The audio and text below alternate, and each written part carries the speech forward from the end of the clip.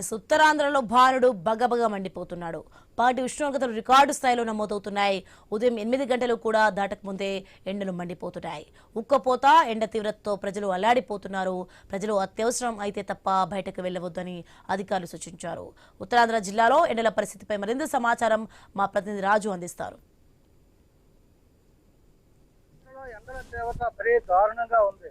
గత 2 నెలలుగా చూసుకుంటే రోజు రోజుకి ఉష్ణోగ్రతలు పెరుగుతున్నాయి.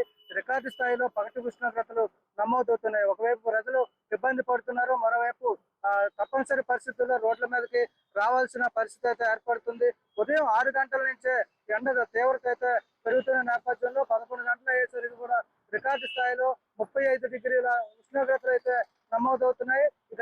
ఈ నెలలో చూసుకుంటే శ్రీకాకుళంలో 45 డిగ్రీలు నమోదైంది. విశాఖపట్నంలో 38 డిగ్రీల ఉష్ణోగ్రత నమోదైంది. దీంతో ప్రజలు బెంబేలెత్తిపోతున్న పరిస్థితి కనిపిస్తుంది. ప్రస్తుతం మనం విశాఖపట్నంలో ఒక జంక్షన్ దగ్గర అయితే ఉన్నాం. ఈ జంక్షన్ దగ్గర చూసుకుంటే వాహనదారులు అందరూ కూడా నెత్తిన టోపీ, అదేవిధంగా స్క్రాప్లు వేసుకొని ముఖానికి నల్ల కళ్ళద్దాలు పెట్టుకొని ఎన్ని ఇబ్బందులు పడినా సరే బయటికి రావాల్సిన పరిస్థితి కనిపిస్తుంది. ఇక్కడ దానికి తోడు కూడా హెవీ రష్ గా ఉన్నటువంటి ట్రాఫిక్ సిగ్నల్ కూడా చాలా ఇబ్బందులు పడుతున్న పరిస్థితి కూడా ఉంది. ఒకవైపు బయటికి రావద్దు అంటే చెప్పి అధికారులు సూచనలు చేస్తున్నప్పటికీ కూడా తప్పనిసరి పరిస్థితుల్లో ఇప్పటికీ కూడా కొన్ని పాఠశాలలకి, కాలేజీలకి అయితే సెలవులు ప్రభుత్వం ప్రకటించినప్పటికీ కూడా ప్రైవేట్ స్కూళ్ళు, ప్రైవేట్ పాఠశాలలో క్లాసులు జరుగుతున్న నేపథ్యంలో ఆ క్లాసులకి వెళ్లేందుకు విద్యార్థులు కూడా చాలా తీవ్రమైనటువంటి ఇబ్బందులు పడుతున్నారు. మరోవైపు చూసుకుంటే చిన్న చిన్న ఉద్యోగాలు చేసుకున్నట్టుకు వచ్చినటువంటి చిరు ఉద్యోగులు, రోడ్ల మీద వ్యాపారాలు చేసుకున్నటువంటి చిరు వ్యాపారులు, ఇలా అన్ని రకాల ప్రజలు కూడా తీవ్ర స్థాయిలో ఇబ్బందులు అయితే ఎదుర్కోవాల్సిన పరిస్థితి వస్తుంది. కెమికల్ కంపెనీల్లో ఉన్నటువంటి ఆ కెమికల్స్ కూడా ఈ ఎండ తీవ్రతకి, ఉష్ణోగ్రతకి పేలే స్వభావం ఉంటది కాబట్టి ఆ ప్రమాదాలు నివారించాల్సిన చర్యలు కూడా కనిపిస్తున్నాయి.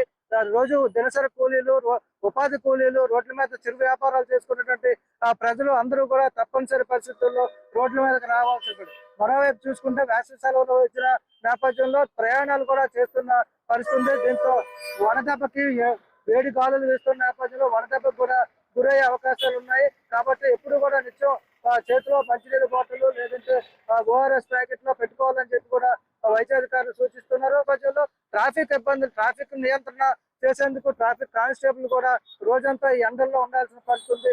వాళ్ళను కూడా అడిగి ఆ పరిస్థితి అంటే ఎండ నుంచి ఎలా రక్షణ పొందుతున్నారో తెలుసుకునే ప్రయత్నం కూడా చేద్దాం. ఇక్కడ మనతో పాటు కొంతమంది కానిస్టేబుల్స్ ఉన్నారు. చెప్పండి, ఎండ తీవ్రత చాలా ఎక్కువగా ఉంది. రోడ్ల మీద నిలబడి మీకు ట్రాఫిక్ నియంత్రణ చేయాల్సి ఉంది. మీకు ఎలా అనిపిస్తుంది? పర్లేదండి, మీ డ్యూటీకి మా డ్యూటీ చేయాలి కదా. గతంతో పోల్చుకుంటే ఎండల తీవ్రత ఇప్పుడు ఎలా ఉంది? పర్లేదండి, అప్పగా మాకు ఏసీటీ హెల్మెట్లు, తర్వాత రేడియం జాకెట్లు ఇచ్చారు, బాగానే ఉన్నాయండి.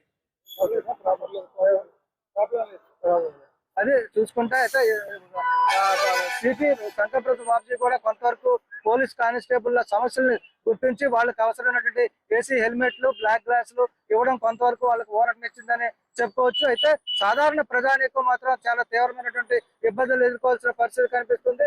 గతంతో పోల్చుకుంటే రికార్డు స్థాయిలో మరింత తీవ్రమైనటువంటి ఎండలు ఏర్పడే అవకాశాలు ఉన్నాయి. ఇప్పటికే 45 డిగ్రీల సెంటీగ్రేడ్ కూడా నమోదవుతుంది. ఇది రాబోయే రోజుల్లో మరింత పెరిగే అవకాశం ఉంది కాబట్టి ప్రజలు అప్రమత్తంగా ఉండాలని చెప్పి అధికారులు కోరుతున్న పరిస్థితి. వీడియో జర్నలిస్ట్ శివశంకర్ తో రాజు, ఐ న్యూస్, విశాఖపట్నం.